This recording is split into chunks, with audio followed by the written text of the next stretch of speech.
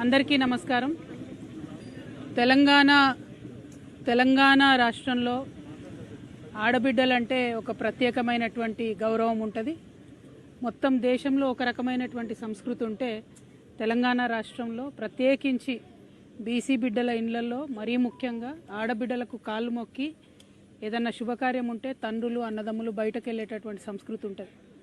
బోనం ఎత్తుకున్నటువంటి ఆడబిడ్డను ఆల్మోస్ట్ అమ్మవారిని చూసినట్టు చూసేటటువంటి ఒక పవిత్రమైన సంస్కృతి మన తెలంగాణ రాష్ట్రంలో ఉంటుంది. ఇప్పుడిప్పుడే తెలంగాణలో భారతదేశం మొత్తంలో మహిళలు రాజకీయంలో ముందడుగేస్తూ సమస్యలపైన మాట్లాడుతున్నటువంటి సందర్భాన్ని మనం గమనిస్తున్నాం. మహిళలు రాజకీయాల్లోకి వచ్చినటువంటి వారిని చాలా పరుషమైనటువంటి పదజాలంతో ఒక బాధ్యతాయుత పదవిలో ఉన్నటువంటి వ్యక్తులు విమర్శ చేస్తే మరి వాళ్ళు వచ్చేవాళ్ళు కూడా రాకుండా వెనక్కి తగ్గేటటువంటి పరిస్థితి ఉంటుంది. నా ఒక్కదాన్ని ఈరోజు ఎమ్మెల్సీ నవీన్ గారు, చింతపండు నవీన్ అలియాస్ తీన్మార్ మల్లన్న గారు ఎంత దారుణంగా మాట్లాడినరో తెలంగాణ ప్రజలందరూ చూసిండ్రు. అసలు మేము ఆడబిడ్డలు అట్లాంటి మాటలు కనీసం మా నోటితో కూడా ఉచ్చరించేటటువంటి పరిస్థితి కూడా ఉండదు. సిగ్గు అనిపిస్తుంది, నిజంగా బాధ అనిపిస్తుంది. ఎందుకు రావద్దా? ఆడపిల్లలు బయటికి రావద్దా? రాజకీయాల్లో ఉండొద్దా? చెయ్యొద్దా రాజకీయం? ఏం మాటలు ఇవి? అంశం మీద మాట్లాడాలనుకుంటే, ఇష్యూ మీద మాట్లాడాలనుకుంటే ఇష్యూ బేస్డ్ మీద మాట్లాడండి. దాదాపు 1.5 year నుండి తెలంగాణ జాగృతి నుండి బీసీ అంశాల్లో మేము అగ్రభాగాన నిలబడి పోరాటం చేస్తున్నాం. నేను ఏ ఒక్కనాడు కూడా తీన్మార్ మల్లన్న గారిని ఒక్క మాట కూడా అనలేదు. నేను అసలు ఆయన నన్ను ఎందుకన్నాడో కూడా నాకు తెలియదు. నన్ను అనాల్సిన సందర్భం ఏందో కూడా నాకు తెలియదు. సరే, ఆయనకి ఏం కోపం ఉందో లేకపోతే ఎవరన్నా ప్రేరేపించిండ్రో ఎందుకన్నారో నాకు తెలియదు.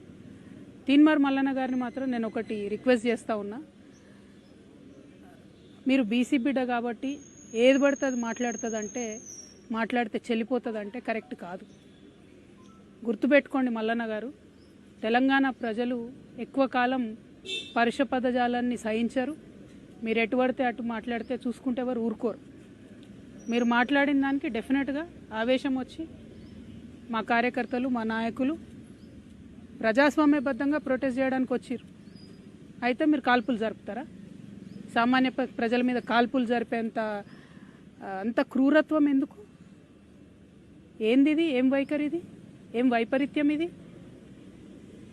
ఎందుకోసం చేస్తున్నారు ఇట్లా మీరు? అంటే ఒక ఆడబిడ్డను ఎంత మాట పడితే అంత మాట అనేసి ఇది తెలంగాణ పదజాలం గిట్లనే ఉంటుంది గట్లనే ఉంటుంది అని అంటే ఇది మీ టీవీ కాదు, మీరు మేకప్ వేసుకొని వేసే డ్రామా కాదు. ఇది రాజకీయము, ఇది ప్రజాస్వామ్యము. ఇందులో అనేక మంది ప్రజల యొక్క జీవితాలు ముడిపడి ఉన్నాయి. అరే, తెలంగాణ జాగృతి ఎన్నో కార్యక్రమాలు చేసింది. అందులో బీసీ ఉద్యమం ఒక భాగం మాత్రమే. ఇంకా చాలా కార్యక్రమాలు చేస్తాం, ఇంకా బలంగా పోరాటం చేస్తాం. ఎందుకోసం మీకు ఇంత దుగ్ధ? ఎందుకోసం? ఒక ఆడబిడ్డ రోడ్డు మీద నిలబడి ప్రశ్నిస్తే తట్టుకోలేకపోతున్నారా? నాలాంటి వాళ్ళను కోట్లాది మందిని తయారు చేస్తా ఏమనుకుంటున్నారో మీరు?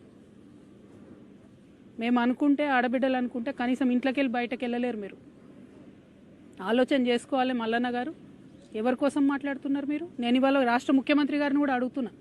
ఈ మల్లన్న గారు నిన్న మధ్యాహ్నం ఈ టైంకి ఈ మాట మాట్లాడితే ఇంతవరకు నేను ముఖ్యమంత్రి గారికి ఒక సహచర ఎమ్మెల్సీని ఇంతవరకు కనీసం ముఖ్యమంత్రి గారు మాట్లాడలే. ఆ రోజు వారి కుటుంబ సభ్యుల మీద మాట్లాడితే 2 ఆడపిల్లల్ని, యూట్యూబర్స్ని, జూనియర్ జర్నలిస్టులని పట్టుకపోయి మీరు జైల్లో పెడతారా? ముఖ్యమంత్రి గారు, నేను మిమ్మల్ని డిమాండ్ చేస్తూ ఉన్నా, మీరు తక్షణమే మల్లన్న గారిని అరెస్ట్ చేయకపోతే మల్లన్న గారితో ఈ మాటలు మాట్లాడించింది మీరే అని కూడా తెలంగాణ ఆడబిడ్డలు అందరూ అనుకునేటటువంటి పరిస్థితి వస్తుంది. మీ కుటుంబానికి ఒక న్యాయం, తెలంగాణ ఆడబిడ్డలందరికీ ఇంకో న్యాయం ఉంటుందా? ఎంత ఆవేదనగా మాట్లాడినారు ఆ రోజు అసెంబ్లీలో ముఖ్యమంత్రి గారు. మా ఆడబిడ్డలు అంటారా, మా కుటుంబాన్ని అంటారా అని. ఇవాళ నేను తెలంగాణ ఆడబిడ్డను కాదా? తెలంగాణ ఉద్యమంలో పనిచేయలేదా? తెలంగాణ బీసీల కోసం పనిచేస్తలేనా? తెలంగాణ అసెంబ్లీలో అంబేద్కర్ బొమ్మ పెట్టాలని దీక్ష చేయలేదా? ఎన్ని పనులు చేసినాం, ఎన్ని విషయాల్లో కొట్లాడినాం, ఎన్ని అంశాల్లో మాట్లాడినాం. ఇంకా మాట్లాడతాం. మాకు అవకాశం ఇస్తే ఆడబిడ్డలకి ఇంకా మాట్లాడతాం. ముఖ్యమంత్రి గారు నేను డిమాండ్ చేస్తూ ఉన్నా, ఎట్టి పరిస్థితుల్లో వెంటనే తీన్మార్ మల్లన్న గారిని అరెస్ట్ చేయాలి. మేము రేపు ఉమెన్స్ కమిషన్ కూడా వెళ్తాం, నేషనల్ ఉమెన్స్ కమిషన్ కూడా వెళ్తాం. ఇవాళ చైర్మన్ గారికి ఇచ్చిన రిప్రజెంటేషన్లో కూడా నేను అదే చెప్పిన. హౌస్ సెషన్లో లేదు కాబట్టి ప్రివిలేజ్ మోషన్ నేను మూవ్ చేయలేను.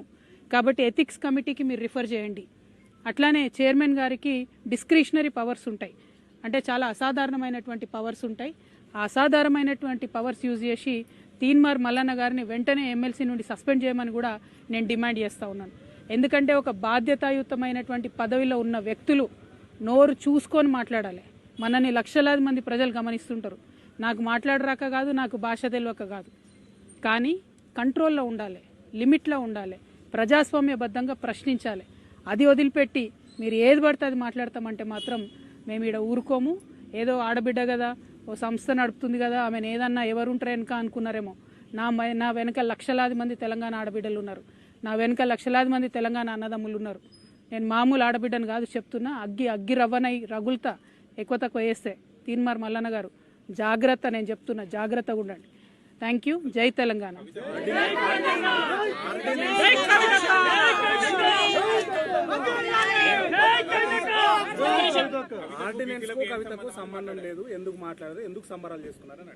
నేనేమంటున్నా తీన్మార్ మల్లన్న గారు బీసీ ఉద్యమానికి సంబంధించి నన్నెందుకు ప్రశ్నిస్తున్నారు? అసలు నేను ఇచ్చేదాన్న ఆర్డినెన్స్ తెచ్చేదాన్ని. నేను మీలాగానే ఉద్యమం చేస్తున్నా, ఆయన ఉద్యమం చేస్తున్నారు. అసలు నేను ఆయన ఎప్పుడన్నా ఏమన్నా అన్నానా? ఆయన అంతటా ఆయన వచ్చి నా మీద ఎందుకు మాట్లాడుతున్నారు? అంటే నాకు వ్యతిరేకులు ఎవరు ఆయనను ప్రేరేపిస్తున్నారా? అది ముఖ్యమంత్రి గారు ప్రేరేపిస్తున్నారా? ఎవరు ప్రేరేపిస్తున్నారు మరి? ఎందుకంటే ఈయన మాట్లాడి 24 గంటలు అయిపోతే ప్రభుత్వం కనీసం చర్య తీసుకోలే. మీ మీద ఒక ట్వీట్ పెడితే రాత్రికి రాత్రి చిన్నపిల్లల్ని ఎత్తుకపోయి జైల్లో పెడుతున్నారే. మీ మీద ఒక ఫేస్బుక్లో కమెంట్ పెడితే ముఖ్యమంత్రి గారు అరెస్ట్ ప్రత్యేక బృందాలను పెట్టి వెతికి మరీ అరెస్ట్ చేస్తున్నారే. ఒక ఎమ్మెల్సీని, ఒక ఆడబిడ్డని, ఇదేనా మీరు తెలంగాణ ఆడబిడ్డలకు ఇచ్చే రక్షణ? అందుకే క్రైమ్ పెరిగిపోతున్నది. ముఖ్యమంత్రి గారు ఇంత అలుసుగా ఉంటున్నారు మహిళలను ఏమన్నా కూడా. కాబట్టి ఇక సాధారణ మహిళల పరిస్థితి ఏందండి? ఓ పదవిలో ఉన్న ఎమ్మెల్సీకే ఇటువంటి గతి ఉంటే ఈ రాష్ట్రంలో సాధారణ మహిళల పరిస్థితి ఏంటి చెప్పండి?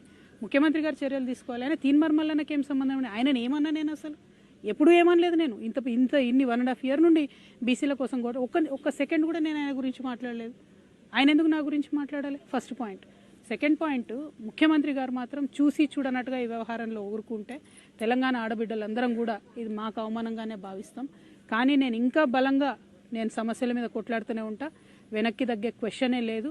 మిమ్మల్ని మాత్రం నేను ఇవాళ కోరేది ఒకటే, ఆడబిడ్డల్ని గౌరవించడం నేర్చుకోండి. ఇలా బోనాలు, మాంకాలమ్మ బోనాలు, పొద్దున్న లేచి నేను బోనాలకు పోయేది ఉండే, అది బంద్ పెట్టుకొని ఇదే దుకాణం నడుస్తుంది పొద్దున్న నుంచి.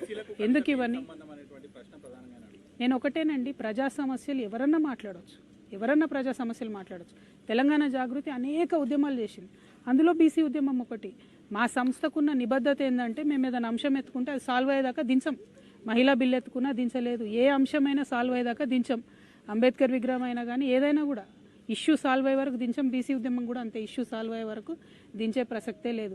అటువంటి కమిట్మెంట్, అటువంటి నిబద్ధత ఉన్న సంస్థ కాబట్టి మా మీద రాళ్ళు పడతాయి, కరెక్టే. కాకపోతే ఈయన వ్యక్తిగతంగా ఎందుకు అనాలి నన్ను అని దానికి తెలంగాణ పడికట్టాను కవరింగ్ ఇచ్చుకుంటే, చూస్తూ ఊరుకుంటే, చూస్తూ వదిలేస్తే ఈ జాడ్యం పెరిగిపోతుంది, తెలంగాణ అంతా వ్యాపిస్తుంది. కాబట్టి దయచేసి ప్రజాస్వామ్యవాదులందరూ కూడా ఆడబిడ్డల పక్షాన్ని నిలబడాలని కోరుతున్నాను.